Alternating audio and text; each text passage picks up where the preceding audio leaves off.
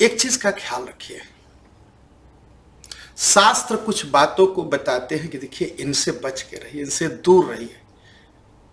अगर हम इन 10 बातों से दूर रहेंगे ना तो भगवत प्राप्ति होगी, तभी आध्यात्मिक रास्ते पर चल पाएंगे। अगर इन बातों से नहीं बचेंगे, इन 10 बातों से, तो पतन जरूर होगा, जरूर होगा। कोई बचा नहीं पाएगा, कोई नहीं बचा पाएगा। एकदम इन बातों का ख्याल करिए, इन 10 बातों का। अगर ये चाहते हैं कि भक्त के रास्ते पर चलते हुए हमारा आपका पतन न हो, तो हमको आपको इन 10 बातों का पूरी तरह से ध्यान रखना चाहिए। पहला क्या है, कोई भगवत विमुख हो, मतलब नहीं नहीं भगवान से क्या मतलब मेरा, नहीं नहीं मुझे मंदिर से क्या मतलब, नहीं मुझे क्यों मंदिर जाना, भगवान तो सर्वत्र व्याप्त है। ऐसा जो कहने वाले हैं ना, ऐसे और ऐसे मनुष्यों का पूरी तरह से त्याग, संग नहीं कर, मिल जाए बस राम राम जी इतना कह के आगे बढ़ जाइए।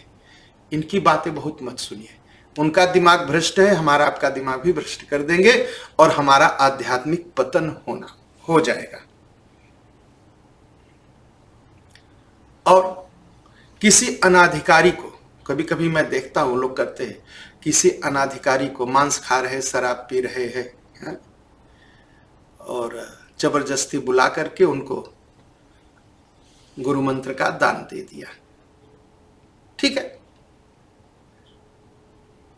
जबरदस्ती मत करिए।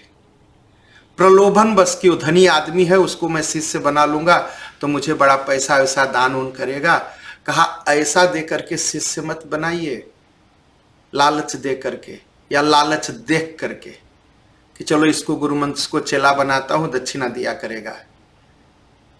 ऐसे गुरुओं का पतन तो होगा ही होगा।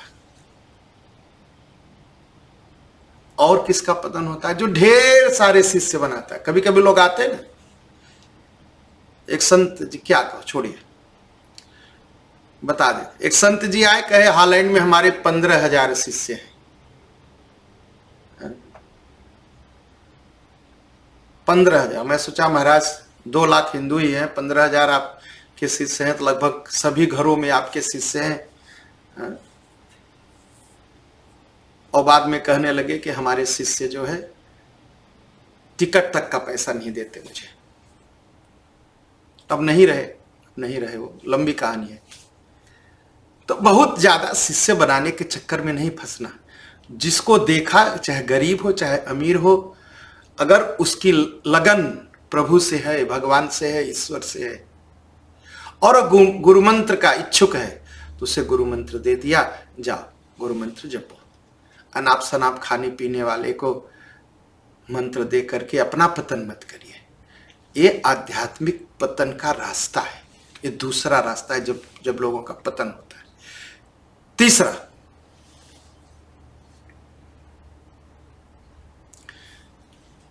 जो बातें ईश्वर से संबंधित नहीं है, बहुत बड़ा आडंबर मत करिए, दिखावा मत करिए।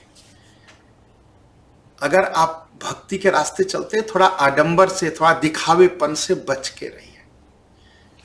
ऐसा कोई कार्य मत करिए, कोई भी कार्य मत करिए दिखावे का, एकदम से दिखावे का काम मत करिए।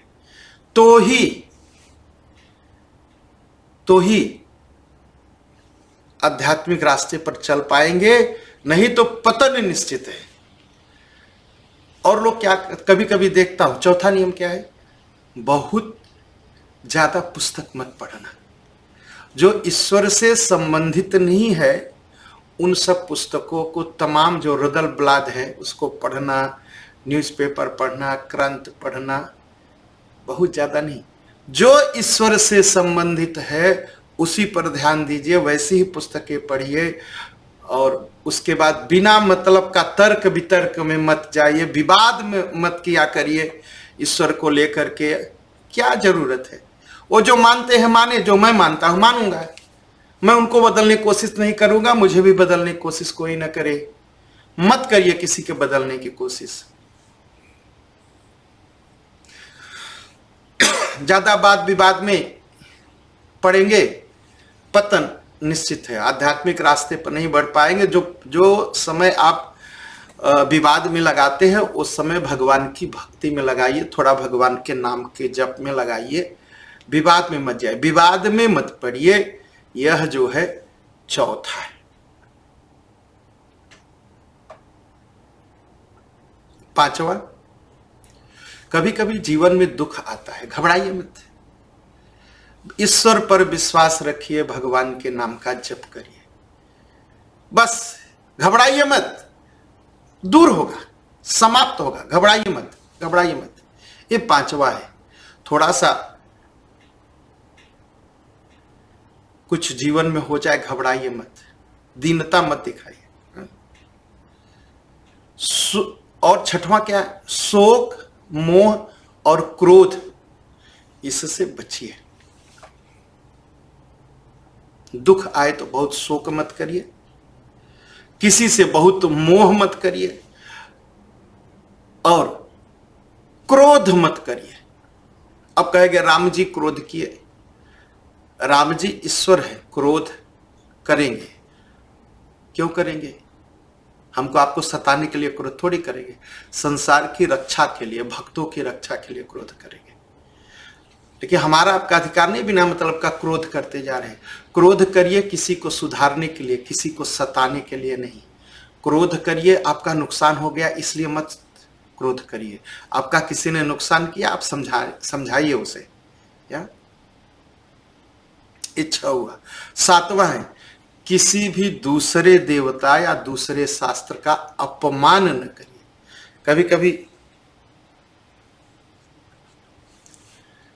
कभी कभी मैं देखता हूं लोग कहते नहीं, मैं तो जिनको मानता वही असली ईश्वर है। जहां कोई कहे तो उसका पतन जरूर होगा। जिस पुस्तक को मैं मानता हूं वही शास्त्र है, वही ईश्वरीय पुस्तक है, इसका मतलब जो ये कह रहा है उसका पतन जरूर होगा। मैं जो मानता हूं, मैं जिस शास्त्र को मानता हूं, जिस रूप में मैं भगवान को मानता हूं, वो सबसे ऊपर है। कहेंगे तब इसका मतलब दूसरे नीचे? नहीं, मुझे कहने का अधिकार नहीं है। मेरे पिताजी मेरे हैं, सबसे महान पिता हैं, बस। इसका मतलब नहीं है कि दूसरे का अपमान, दूसरे के छोटे, वो उनके लिए है, मेरे लिए मेरे पिताजी। बस इस भाव से जीना, किसी भी दूसरे की धार्मिक पुस्तकों का अपमान न करना और किसी भी प्राणी को उद्वेग न हो, दुख न हो आपसे। हाँ, ये आठवां है। राम जी भी जब जाते हैं चित्रकूट में तो वाल्मीकि जी से पूछते हैं, भगवान ऐसी जगह मुझे बताइए जहां मैं साधना कर सकूं कि मुनि उद्वेग कबहु नहीं पावहीं। किसी मुनि को उद्वेग न हो मुझसे किसी को दुख न पहुंचे। जंगल में रहना है भगवान को, पूरा जंगल है, कहीं भी रह लेते, लेकिन आदेश लेते हैं वाल्मीकि जी का, महाराज कोई ऐसी जगह बताइए जहां मैं चुपचाप रह करके जब तप कर सकूं, 14 वर्ष बिता सकूं और किसी मुनि को, किसी मनुष्य को दुख न पहुंचे, किसी को उद्वेग न पहुंचे, किसी को दुख न पहुंचे। मेरे जप द्वारा, मेरे तप द्वारा, मेरे कार्यों द्वारा पूरी तरह से कोशिश करिए। यह आठवां है। अगर आपके कार्य से किसी को उद्वेग पहुंचा, दुख पहुंचा, तो आध्यात्मिक रास्ते में हम आगे नहीं बढ़ पाएंगे, जरूर गिरेंगे।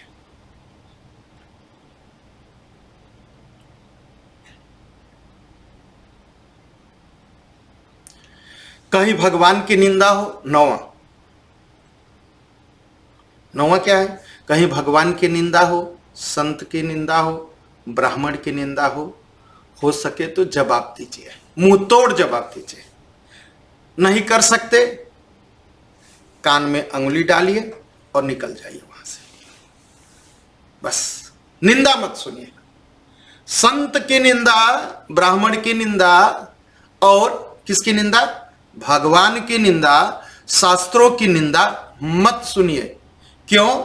क्योंकि शास्त्रों में एक भी लाइन गलत नहीं लिखा है। गलत हमारी आपकी खोपड़ी है जो गलत समझती है।